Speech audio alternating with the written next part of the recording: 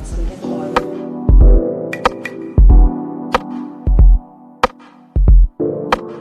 Aku sih waktu itu senang banget pas aku tahu bahwa mereka mau bikin film Kartini. Pertama-tamanya sih aku tahu mereka nggak nawarin aku.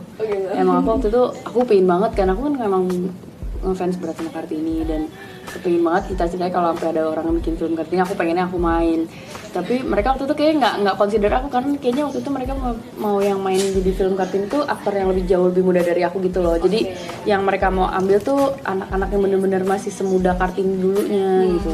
Terus aku tahu deh emang kata Mas Hanung kan emang aku kayaknya udah ketuaan gitu. Yaudah deh aku jadi ibunya apa jadi apa, soalnya ibunya juga masih sangat muda.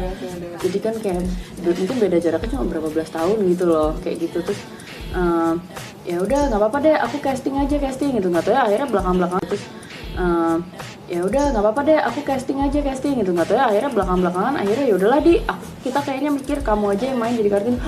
Gini seneng banget gitu, jadi seneng banget aku merasa bersyukur banget bisa dapet peran itu sebenarnya, soalnya termasuk peran yang aku kejar gitu.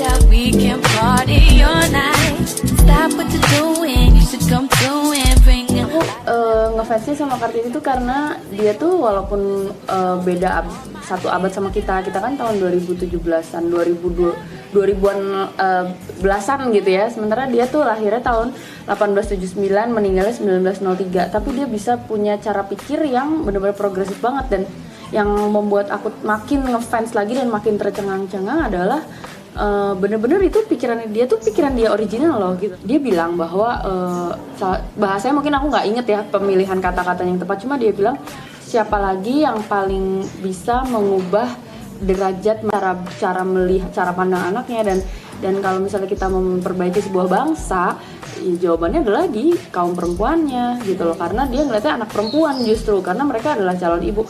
Dan waktu itu pas dia lagi hidup itu tuh bangsa Indonesia tuh lagi miskin-miskinnya karena kan lagi dijajah sama koloni kan gitu, dan dijajah sama VOC, dan nggak cuma sama VOC doang, sama feodalnya, kaum feodalnya. Jadi bangsawan amtenarnya, jadi kayak Raden Mas siapa, pangeran-pangeran dan raja-rajanya tuh ikut menghisap kehidupan dari si rakyat jelatanya gitu loh. Kok ya bisa bangsa sendiri menghisap darah kehidupan dari bangsa sendiri gitu loh. Dan menurut dia yang justru rusak mentalnya, yang harus dibenerin justru kaum feodalnya. Dan makanya dia bikin sekolah buat anak-anak perempuan tuh, anak-anak perempuan amtenar maupun anak perempuan miskin.